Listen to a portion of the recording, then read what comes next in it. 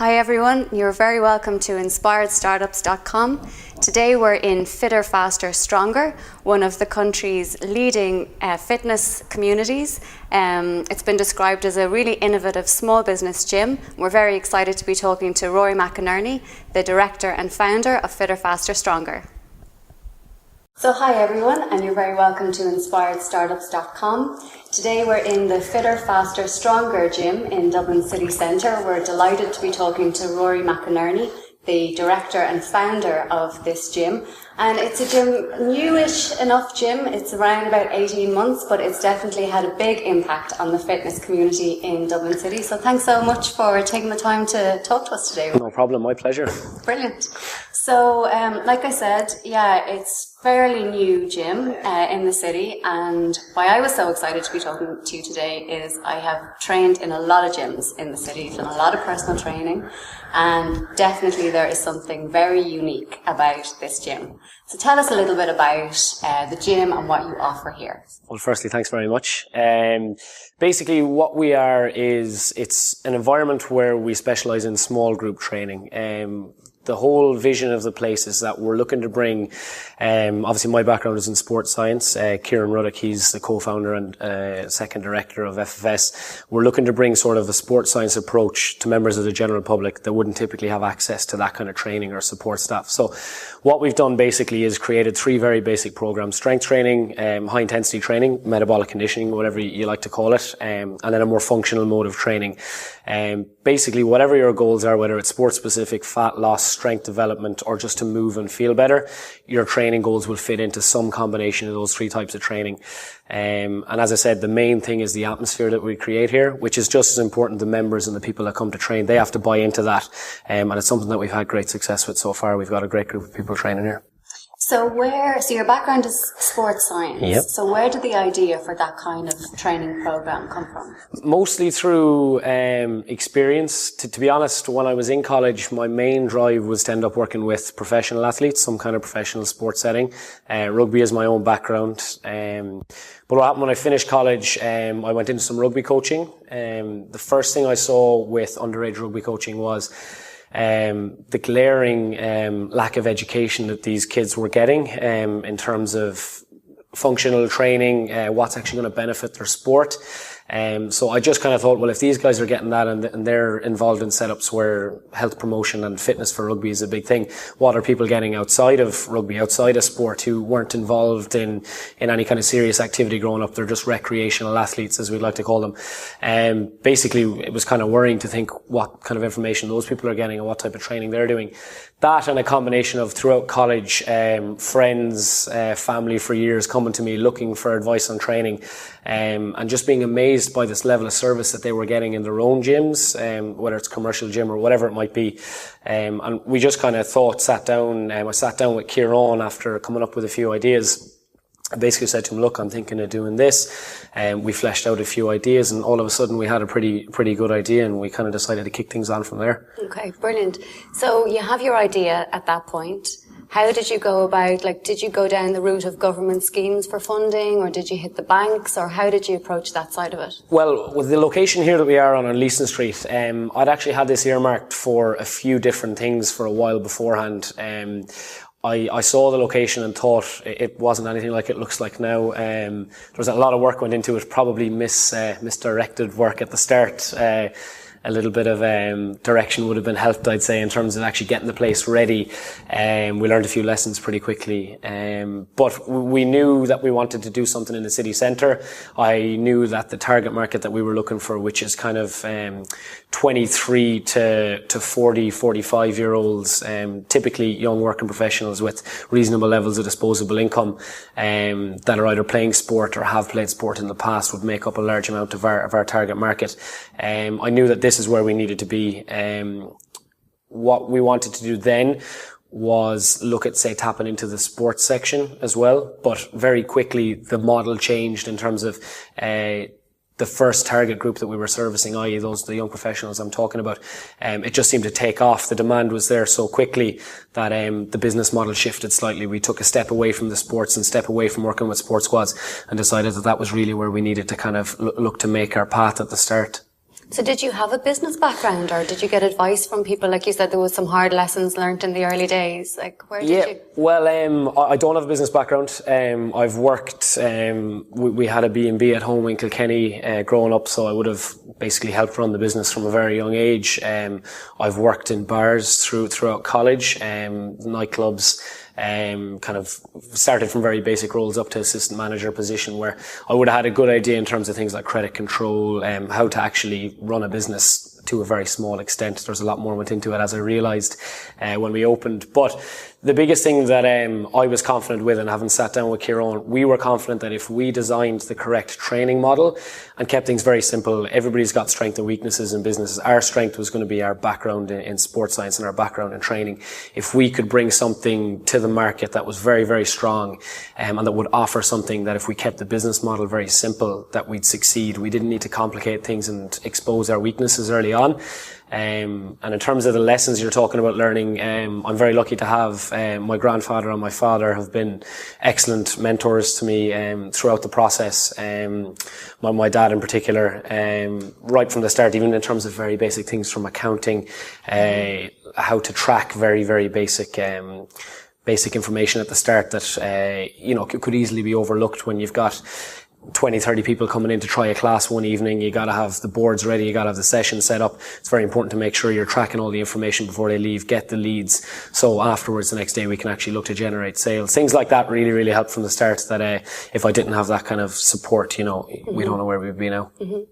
So by the sounds of it, you have and always have had interest in sport, love of fitness, passion for that kind of side of things. You're in college, you're doing all of that, you've no business background, and you decide to start up a business. And so you have these people in your life that are good support, good advice, whatever.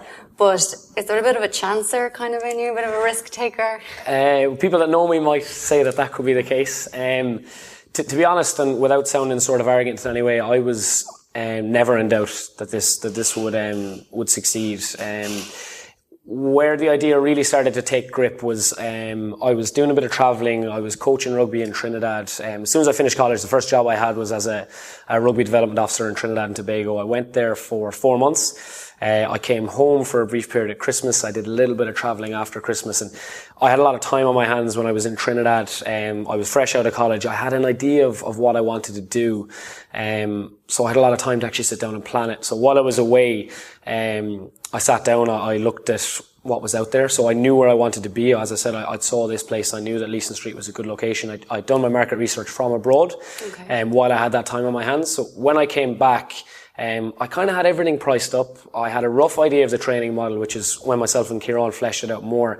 But I knew what needed to happen pretty quickly, and I kind of was very confident that we could do it in a 2 to 3 month time period. Wow. So when I got back, I met my now girlfriend, Courtney, who's an architect. I sat down, I brought her in here, showed her the place, and at first she was very skeptical and didn't think that there was much potential here. But when we got the plans, she was very helpful in terms of breaking it down and showing us what we could achieve.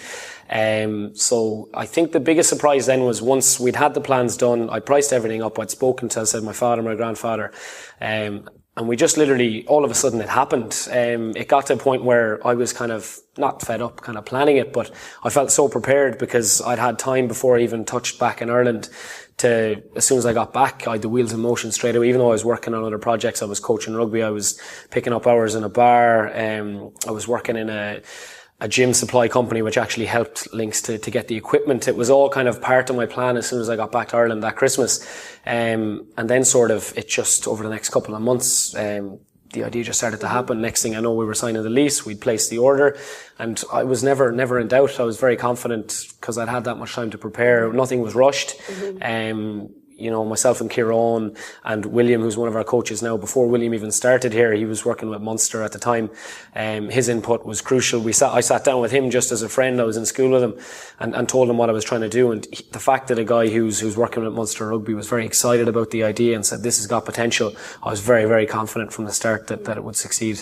So it sounds like those early days when you put that time into doing your market research, you it seems like you always had this kind of location in mind, you had your target market in mind, and then you did all that kind of the hours of work about making sure how am I going to actually happen, that really stood to you then when it came to that time, because nothing just happens. You know, you just said it seems like it all just happened, but it sounds like actually there was a lot happening before the doors opened and you came in here and you were looking at the place. Yeah, I don't want to make it sound like I was naive. For anyone that's looking that has an idea, there is an awful lot of work that goes into it. The biggest thing is like I said, while I was away, I had so much time to actually sit down and assess the business. So the first probably month I sat down literally every night for a month. I might have spent 3 or 4 hours checking what was here.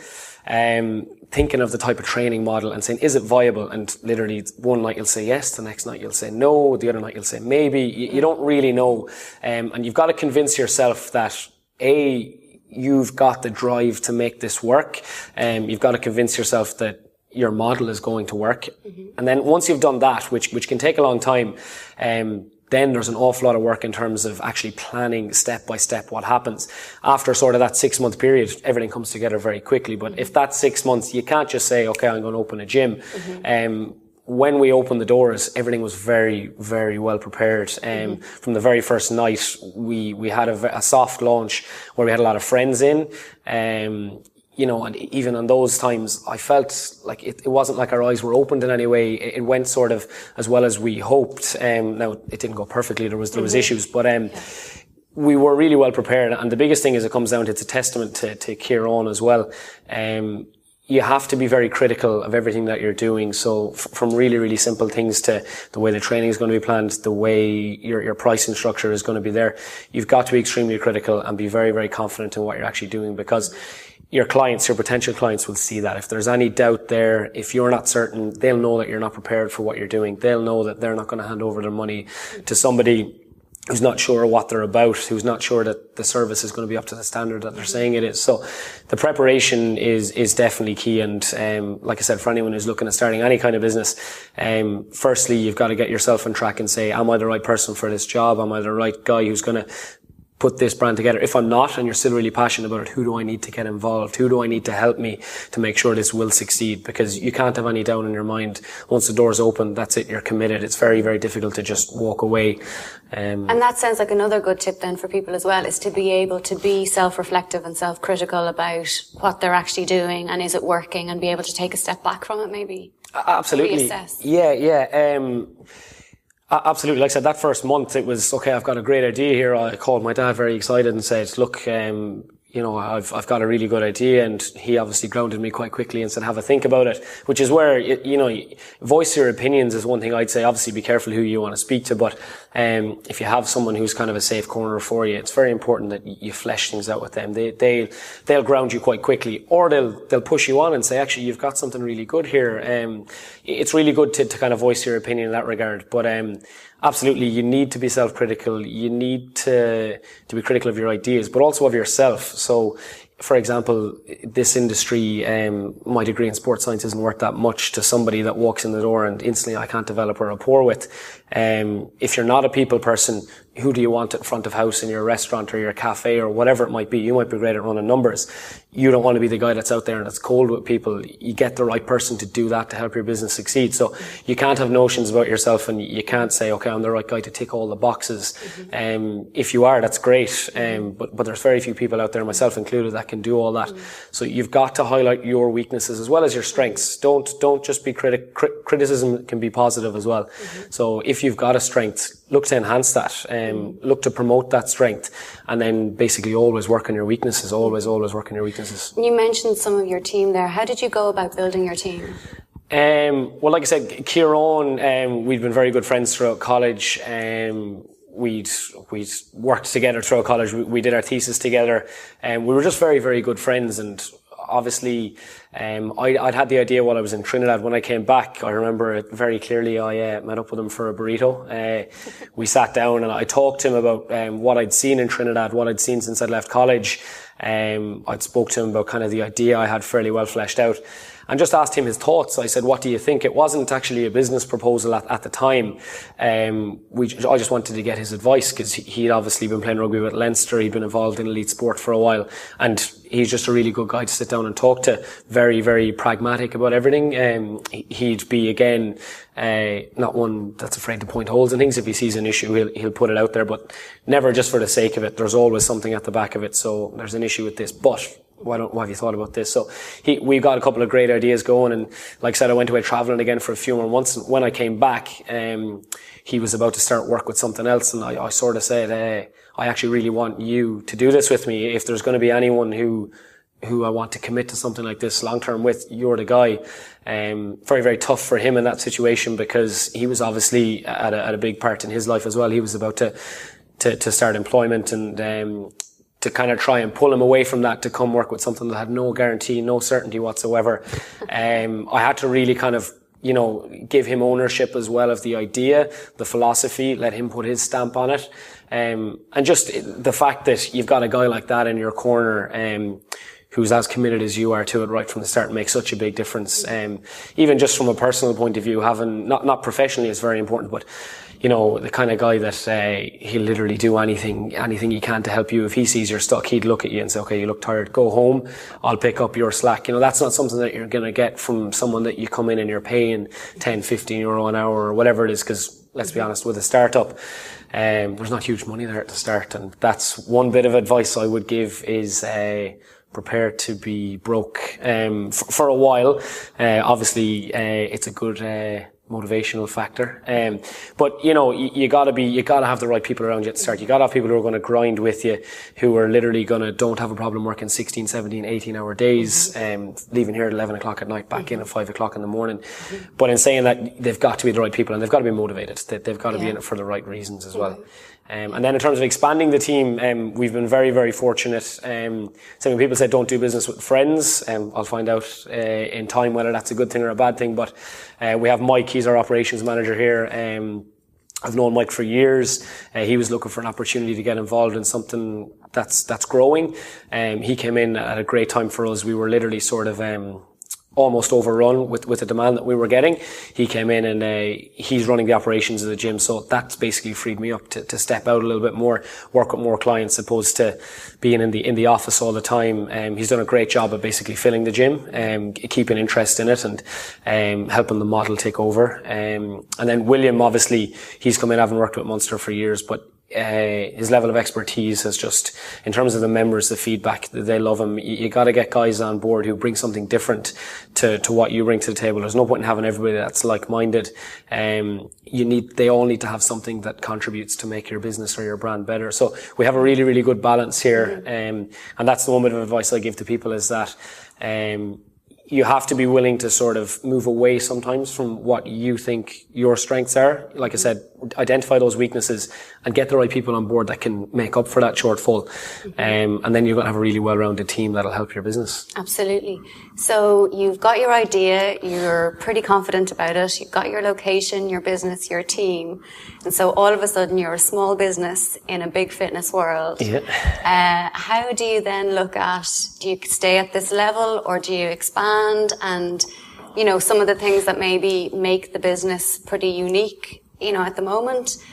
Do you, what's the fear about losing some of those things if you start to expand? Tell us a little bit about that. Well, that's the biggest problem is, small businesses tend to do very well while they're small. When you can look to get too big too fast. So expansion is very important. So for something like us, do you get a larger premises, where you can have 50 people in a group session, where you're increasing the numbers massively? You need more coaches. Do you have 3 or 4 satellite gyms at once? Do you move to a different side of the country? The biggest thing that you've got to consider when you're looking at all these options is, what made you popular in the first place? What made you successful? I.e. what's bringing money in, what's keeping the business tipping over? And if you're going to drastically affect those two things, it's probably not the right thing to do. So basically it comes down to even a simpler level again, your clients, your customers. What's going to keep them happy? What got them in the door and what's kept them here? What's got them referring people, telling them that FFS is great or that your coffee shop is great, that they need to get down there? For us, it's the personal feel where you come in, your coach shakes your hand, he knows your name, he knows where you work, your kids' names, but he also cares about you, because when you're a small boutique gym as such like this, it's very important that relationships are there right from the start. So if we, in terms of our expansion, if we were to look at, say, a warehouse facility, we might lose an awful lot of that. So you've just got to consider, it always comes back to your clients. How do you keep them happy? How do you keep your next set of clients happy? So if it is a separate facility, they've developed relationships with the coaches at the first facility. Do you split your forces? There's all these kind of things you have to think of, and it's not easy. You just got to be confident and take your time with it. You can't rush it. Like there's all the stats out there about businesses that open second locations, 65% of them failing in the first year, even higher in certain instances. So you've got to be really, really careful about what you're doing, and just make sure that you're 100% confident. Just like when you open the doors in the first place, are you 100% confident that it will work? Because if you have any doubt in your mind, it's not a good position to be in. You need to know exactly what's happening, and be prepared for everything that can and will go wrong. Have an exit strategy. If it's not scalable, you're in trouble from the start. You shouldn't be looking to make that move. Whereas if you've come up with a strategy where you've got a small business that is scalable, that's what needs to be your thought process from the very start. So when I sat down, like I said, when I was away, I planned this location. Very quickly, I thought, okay, well, what's the 5-year plan? What's the 3-year, 5-year plan? It's going to be more than one gym. How do I look to do that? You've got to have that in the back of your mind before you open, because you want to be successful. Mm-hmm. You don't want to open a gym or a franchise or whatever it might be. You don't want to open it just to have one, because there's going to be a ceiling on how much that one location or that one company can potentially make. So you've got to have your plans in place pretty early on, and then they might change massively as you go through it and you learn your experience like we're talking about. But you need to be ready right from the outset, really, for what's going to happen next. Mm-hmm. So do you think you'll be facing a bit of trial and error with the expansion, or? For us, and for similar types of businesses, I don't think you can afford trial and error. The main reason is, so say for example, if we were to open a second location, which is obviously part of our plan, you can't necessarily have giving your clients such a high level of service and then take that away and risk diluting that in some way. So, like I said, we looked at options where we were going to potentially move to a 10,000 square foot facility. It's just too hard to keep your USPs. It's too hard to keep what made your business popular. So, the biggest thing is, how do you compete with the bigger businesses? Well, you're successful because your clients know you on a personal level. You've got that personable feel. You got to make sure you don't lose that. So the biggest thing really is, if you have trial and error, you could lose too many of your core group of clients at the start. So like our first 50 clients here are what filled the gym. We got 50 in, and then it's all referrals. So it's about keeping that core of people always happy. You got to be very careful you don't turn them off, And that's definitely one of the USPs of FFS, is the personal experience, but also I think the community that's built around FFS. Like, people have made friends from here they probably wouldn't have met in other places. There's definitely that feel of, I'm part of something. And I think in business, or there's a business kind of model, or a lot of businesses are moving more towards the idea of, it's not so much about what businesses own anymore, but about a community that they build around whatever their business is. Was that a deliberate kind of strategy on your part? Yeah, 100%. And the main thing it came from was myself and Kieran's background in team sports. So, whether it's anything you do in life, 99% of people want to belong to something. It doesn't necessarily have to be the gym. It can be the group of people that they're going to train with. It doesn't have to be the coaches. It's not all about, at FFS, it's 100% not about the coaches. We like to play as peripheral a role as possible. We come in, the sessions are on the board, we coach. That's what we're here to do. And obviously to motivate people, and also it's a great opportunity for us to meet a lot of people and make a lot of friends. But the biggest thing is that people enjoy the atmosphere that they train in. If you can increase their efficacy of an enjoyable place where they feel comfortable. So for example, we get a lot of ladies in who might never have lifted weights before, or had seriously incorrect misconceptions about it. But they come in, obviously yourself, you've had experience here. You could be the only lady in a class with 11 other guys, and it's all strength training. How do you make all the guys feel like they're not being held back, and how do you make the lady feel comfortable? Well, firstly, more often than not, the ladies are lifting more weights than the gents, which is a good way to keep those guys quiet. But the other thing is, how do you develop that relationship between a guy who, say, used to play professional rugby, who's still training, and a woman who's never lifted weights before? You need to create an atmosphere where they both feel comfortable. They could be training on the same bar, and it doesn't affect their session.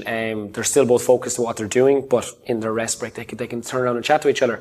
That's where the big thing, the coaches really do come into play there, whereas we try and make this as welcome as we can. There's no stigmas attached to anything that we do. Basically, I'd hate to say we don't tolerate a negative atmosphere, but we'd be very quick to kind of have a word with people if that was going to happen. Fortunately, it's never happened here. And one thing I'd say is, in terms of the community you're talking about, as much as what we tried to do, we've been extremely lucky with the people that we've got in. I've over the last year and a half, I've probably worked with maybe 300 people. Not one of which I can honestly say I'd had a negative experience with. And that's an amazing thing to do at any profession or any walk of life, to have developed good relationships with that many people in such a short space of time.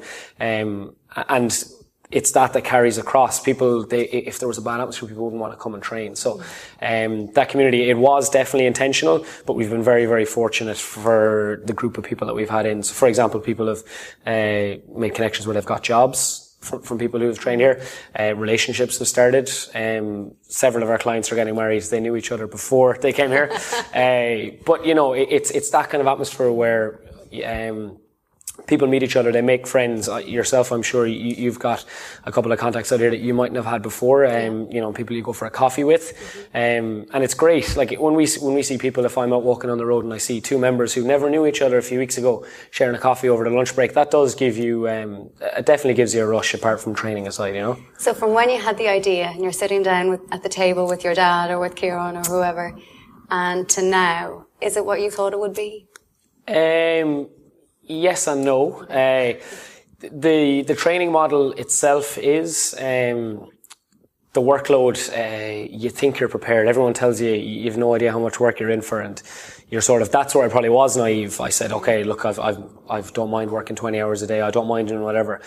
But it is tough. Like one thing I'd say to people who are looking at getting into business, you're going to have to be prepared, as I said, A, to go without money for a period of time, but B, to go without sleep. It doesn't sound very appealing, and especially someone who's in the fitness industry, I shouldn't be promoting a lack of sleep, but you're going to have to do whatever it takes to please those clients at the start. So if it's staying up till 12 or 1 o'clock in the morning to sit down and get the formats ready for tomorrow, to track everybody's scores, to get a program ready for the client that you had today for the first time, you've got to have that level of service right from the start. And if you want to, you know, if you want to get to bed early, if you want to have a lie-in, those things just can't happen. Not when it's your business, not when you're the face of it from the start, or your partner's right there with you, and not when other people are dependent on you. So very quickly, we might have only had, say, 20 people training here for the first month, but those 20 people need all of your time and effort for it to work.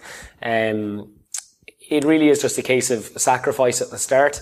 Now, the sacrifice goes on for longer than I probably thought it would, in terms of I'm working more hours now than I was at the start. We thought we were busy, and then we got busy, and then we thought we were busy, and then Christmas came, and it just seems to get busier and busier, which is never going to be a complaint. The complaint is probably there's not enough hours in the day, which certainly isn't a complaint on my behalf. But you know, you really do have to be prepared to work, and like, fortunately, we're starting to see the rewards, as in the business is sustaining itself. We're in a position where we're looking at our second location, which again will bring more work, I'm sure. But now I feel far more prepared than I did. I've learned a lot of lessons along the way. And that's one thing I'd say in terms of Kieran or whoever your partner is or your team is going to be. You need people that are going to be there to help you through. So what happens if you're starting your business and you get sick? You can't close the doors of the gym for a week because you've got a flu. You need to have people there that can step up and take the reins. You need that kind of support structure around you. Okay. So looking back, is there anything that you would do differently, or that you wish you had been told, or somebody coming to you starting out now, like just 3 key pieces of advice? Preparation is the first thing I'd say for everything from your books, starting off, having everything in order that's going to need to be there for your accountant if he needs to see paperwork, you need to have everything prepared, whereas you can't get to a point where you're busy, your clients need something, and then you have something that distracts you and potentially can take away from what you need to be doing to keep your clients happy. So that's preparation is the first one. The second one is your team. So there's very few businesses out there where you can do it all on your own. You're going to need to have people around you. Don't rush. Pick the right people. Make sure they're passionate about what they're going to do.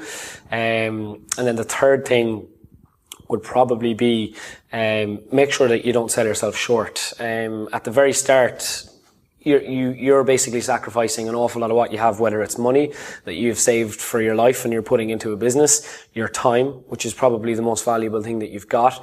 You're an asset. You're your company's main asset.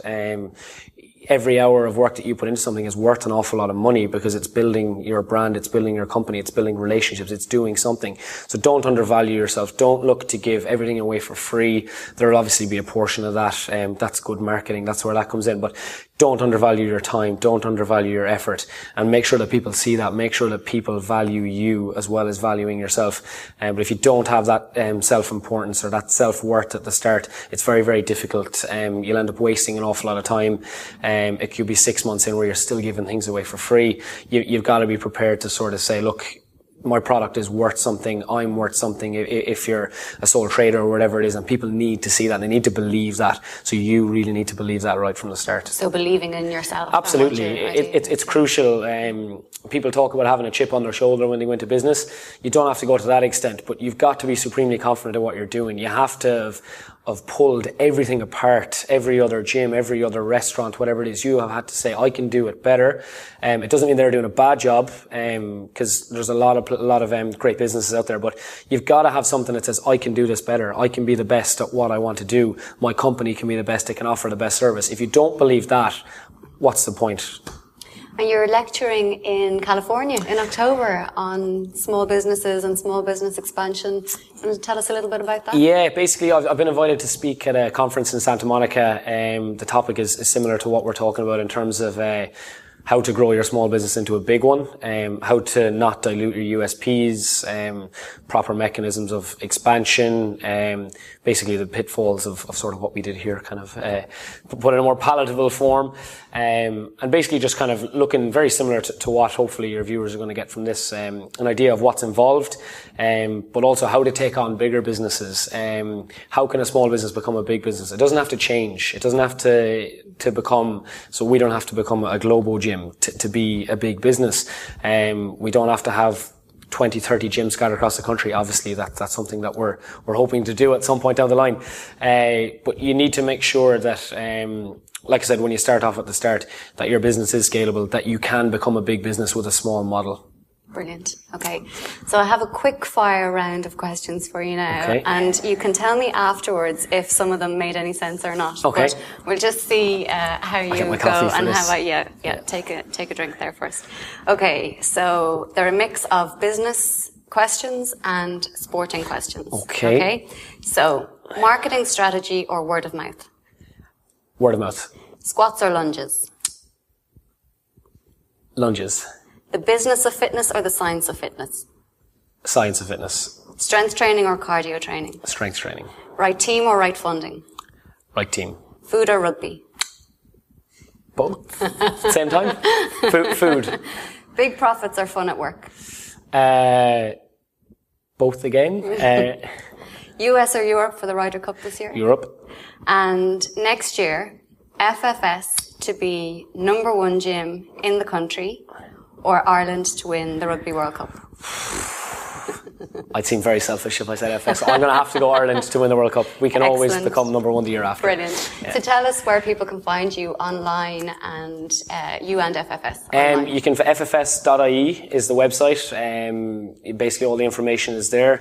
We like to run an open door, so you can come down and give us a call, come down and see any of our coaches or any of our staff at any time. Social media, you can get us at FFS Dublin on Twitter, Facebook and Instagram.